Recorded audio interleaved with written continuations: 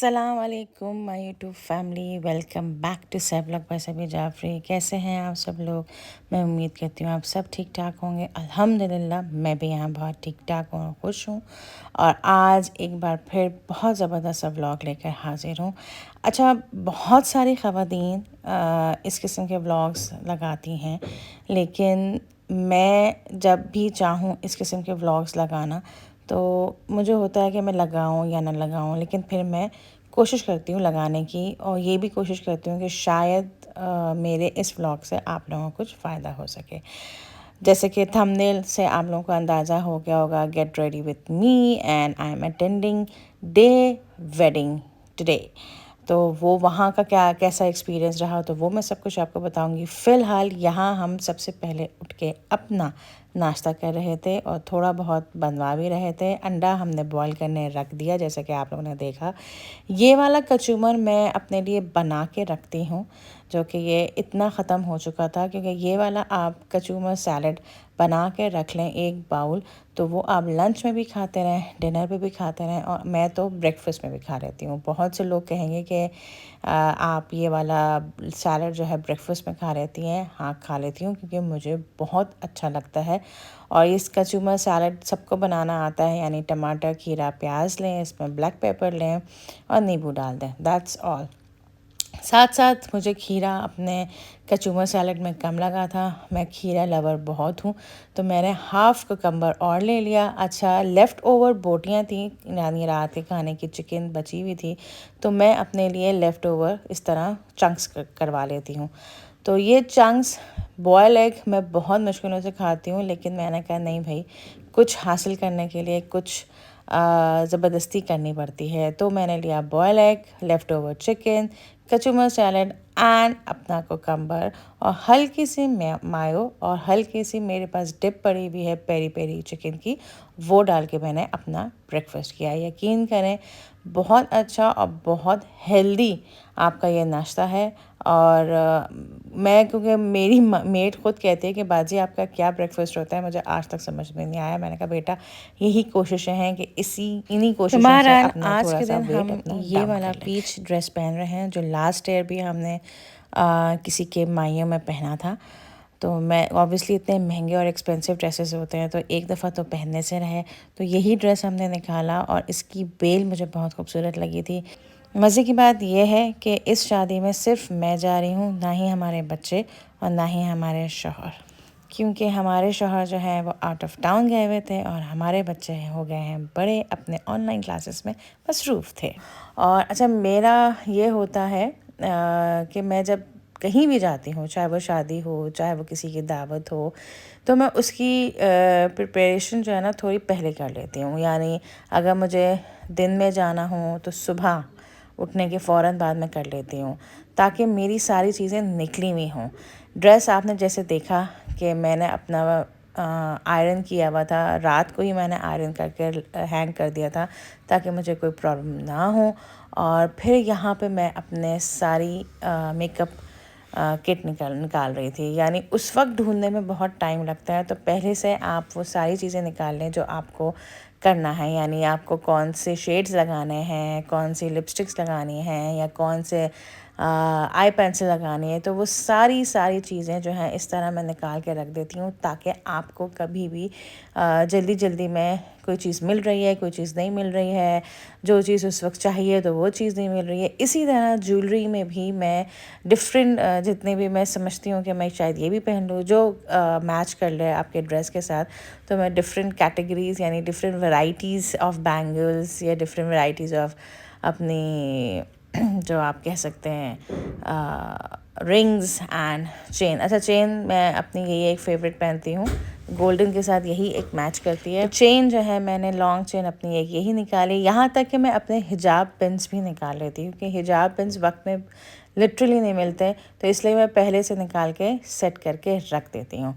तो फ़िलहाल यहाँ हमने अपनी तैयारी कर ली थी। अच्छा, यहाँ मैंने अपनी तैयारी करनी थी, अगर बच्चे मेरे साथ जाते तो सेम टू सेम मैं बच्चों की भी ऐसी तैयारी कर लेती हूँ। यानी कपड़े उनको पहले से प्रेस करके रख देती हूँ, उनके जूते, उनके सॉक्स, ईच एंड एवरीथिंग उनके पहले से रख देती हूँ, ताकि जब जाने का टाइम हो ना तो इंसान आराम से तैयार हो और आराम से तैयार होके अच्छी तरीके से तैयार होके चला जाए। और इवन मैंने अपना ये बैग भी जो है मैंने निकाल दिया था, ये हमारे भाई साहब ने हमें अभी गिफ्ट किया लेटेस्ट। और अब हम आ गए अपना मेकअप करने। अच्छा, मेकअप मैंने आपको 1 से 2 दफ़ा पहले भी दिखाया है, तो मैंने सोचा कि चलो अब भी दिखा दूँ। बहुत से नए लोग आए हैं मेरे यूट्यूब फैमिली में, तो यहाँ पे मैं सबसे पहले लगा रही हूँ विंस का सीरम। अच्छा, इससे कहते हैं कि आपकी जो ड्राई स्किन है वो काफ़ी सही हो जाती है, यानी इसके सारे पोर्स जो हैं आपके ड्राई स्किन के सारे ओपन हो जाते हैं। तो मेकअप करने से पहले यानी आप अपना पहले फ़ेस वॉश अच्छी तरह कर लीजिए। अच्छा, मेरे पास विंस का ही फ़ेस वॉश है, तो मैं उससे अच्छी तरह अपना फ़ेस वॉश कर लेती हूँ और फिर उसके बाद लगाती हूँ सीरम विंस का। तो इससे काफ़ी मेरी ड्राई पे इफ़ेक्ट पड़ा है, यानी ड्राई नहीं रहती है।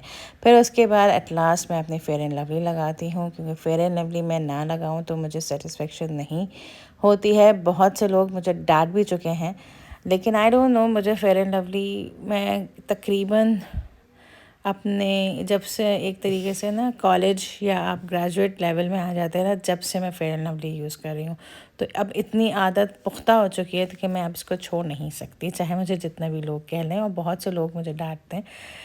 तो बहरहाल फेयर एंड लवली के बाद, अच्छा वही मैंने कहा कि मैं जो बेस जो है वो मैं नहीं लगाती हूँ, मैं बहुत कम लगाती हूँ। लास्ट व्लॉग के गेट रेडी विथ मी में मैंने आप लोगों को बताया था कि मैं कौन सा बेस मैंने लगाया था, तो वो मेरे पास अब तक नहीं आया है। इंशाल्लाह वो जब आएगा मेरे पास तो वो मैं ज़रूर लगाया करूँगी। फ़िलहाल इसी वजह से मैंने कहा कि फेयर एंड लवली से हम काम चला लें। फिर उसके बाद हमने सिंपली फ़ेस पाउडर लगाया, और फेस पाउडर करने के बाद हमने अपना आई मेकअप किया। आई मेकअप ऑब्वियसली जैसा कि मेरा पीच कलर था, और मेरे पास मैं नए मेकअप इतने नहीं ख़रीदती, जो मेरे पास पुराने मेकअप हैं मैं वही ज़्यादातर चलाती हूँ, क्योंकि हम हैं लाहौर में, और लाहौर में इतनी शादियाँ नहीं होती कि हमारे मेकअप ख़त्म हों।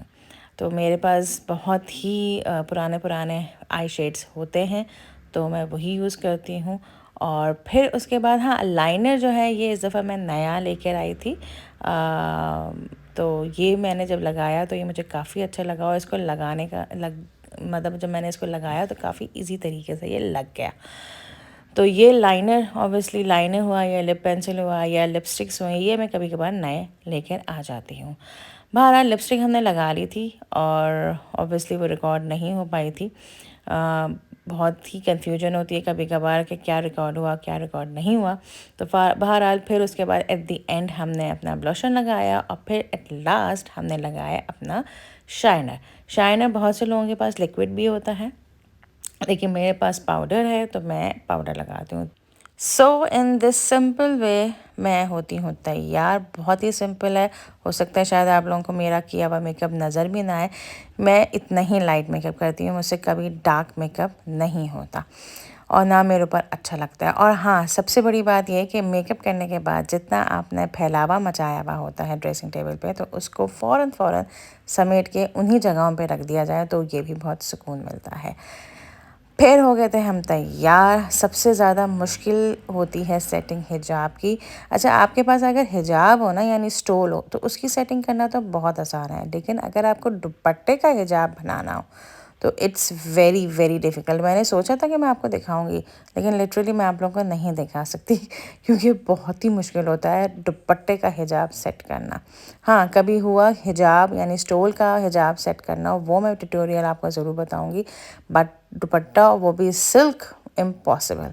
तो हम हो गए थे तैयार, और फिर सब हमने पहनी ज्वेलरी, और ज्वेलरी पहनने के बाद हमने एट लास्ट लगाया अपना फेवरेट परफ्यूम, जो कि मैं दुबई से इस दफ़ा लेकर आई थी, ब्रिटिश रोज़ का। और फिर हो गए थे हम जाने को तैयार। बच्चे हमारे यकीन करें अभी अभी उठे थे, यानी अभी तक हम तैयार हो रहे थे तो बच्चे सो रहे थे।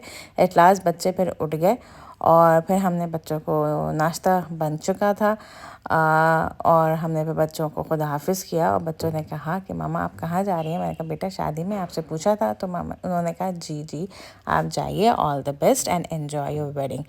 इस तरीके से हम पहली दफ़ा जा रहे थे अपने मियाँ और बच्चों के बगैर। तो अब जैसे कि मैंने आपको थंबनेल में बताया कि हम जा रहे थे डे टाइम वेडिंग अटेंड करने के लिए। तो आइए देखते हैं किस तरह की होती है डे टाइम वेडिंग।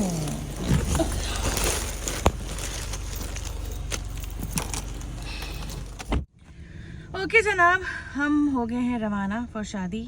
यहाँ से ले रहे हैं हम एनवलप, क्योंकि शादी में जाते हैं तो खाली हाथ तो नहीं जाते। तो हम ले रहे हैं यहाँ से एनवलप और हम हो गए तैयार। फर्स्ट टाइम हम अटेंड कर रहे हैं दिन की शादी। एक दफ़ा अटेंड किया था निकाह और ऑब्वियसली वो अपनी फैमिली थी तो और फिर सबके साथ थी। पहली दफ़ा एक शादी अटेंड कर रही हूँ, वो भी अपने मियाँ के बगैर, अपने बच्चों के बगैर। तो बहुत ही ज़्यादा बुरा लग रहा है, क्योंकि माशाल्लाह से बच्चे हो गए हैं बड़े। उन सब ने मना कर दिया कि नहीं मामा हमें शादी में नहीं जाना, आप जाइए। मैंने कहा ओके, तो फिर हम चले जाते हैं और जाना ज़रा ज़रूरी था। और तो बहरहाल हम जो जा रहे हैं मैं डायरेक्ट शादी में नहीं जा रही, मैं जा रही हूँ अपनी बहन के घर। ऑब्वियसली वो उनको आप बहुत दफ़ा ब्लॉग्स में देख चुके हैं और वो मेरी भाभी की अम्मा भी हैं। तो हम उनको ज्वाइन करेंगे और उनके साथ हम जाएंगे शादी में। अब क्या खाने को मिलता है और क्या मज़े होते हैं, लेट्स सी, वहाँ जाके देखते हैं। और ब्लॉग को एंड तक ज़रूर देखिएगा, सब्सक्राइब लाइक करना मत भूलिएगा और कमेंट बॉक्स में ज़रूर लिख के बताया कि नहीं कि मेरे ब्लॉग्स कैसे लग रहे हैं आप लोगों को। तो आइए चलते हैं। तो हम हो गए थे रवाना। मौसम जो है काफ़ी जो है पोल्यूटेड था। लिटरली धूप थोड़ी देर के लिए सुबह निकली थी, फिर उसके बाद दोबारा पोल्यूटेड हो गया था मौसम शदीद तरीन। जैसे कि आप लोग देख रहे हैं, बच्चों की छुट्टियां हुई हैं लिटरली, और ऑफिसेज भी हाफ़ परसेंटेज पे जा रहे हैं, हाफ़ नहीं जा रहे। दुआ यह है कि जल्द से जल्द ये मौसम सही हो जाए। हम पहुंच गए थे अपनी बहन के यहाँ, फिर फ़ौरन ही हम रवाना हो गए थे वहाँ से। तो हॉल काफ़ी दूर था और इसलिए मैंने अपनी बहन को ज्वाइन किया था, मैं अकेली नहीं जा सकती थी। और लिटरली जब से ये बैंक्वेट हॉल का टाइम आ गया है तो इतनी खूबसूरत डेकोर होता है, लिटरली डेकोर देखते ही रहते हैं और हम दंग हो जाते हैं। इसी तरीके से बहुत ही खूबसूरत स्टेज भी सजा हुआ था, बहुत ही प्यारा और हसीन तरीन स्टेज लग रहा था। और क्योंकि मेरा यही दिल चाह रहा था कि और मुझे इत्तेफाक से खाली स्टेज मिल भी गया था। और क्योंकि ऑब्वियसली दूल्हा दुल्हन या बहुत जब रश हो जाता है तो वो अच्छा नहीं लगता कि आप अपनी व्लॉग के लिए वीडियो बनाएं। इसी तरीके से यह एंट्रेंस थी तो ये भी मुझे बहुत अच्छा लग गया था, यानी। और स्टेज से पहले की जो एंट्रेंस थी वो इस तरह लाइट से डेकोर हुआ था, तो बहुत ही खूबसूरत लग रहा था।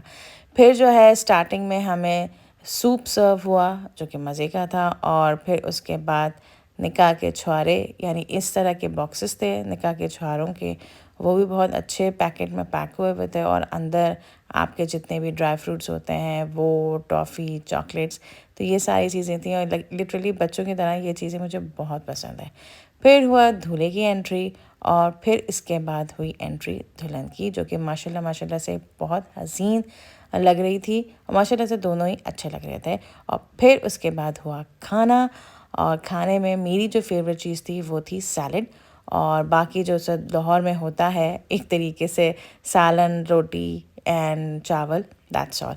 तो ये था मेरा छोटा सा व्लॉग। आई होप आपको मेरा ये व्लॉग पसंद आएगा। So please do subscribe my channel, hit the bell icon and like and share. दुआ में याद रखिएगा। नेक्स्ट व्लॉग में बहुत जल्द मिलती हूँ। अल्लाह हाफ़िज़।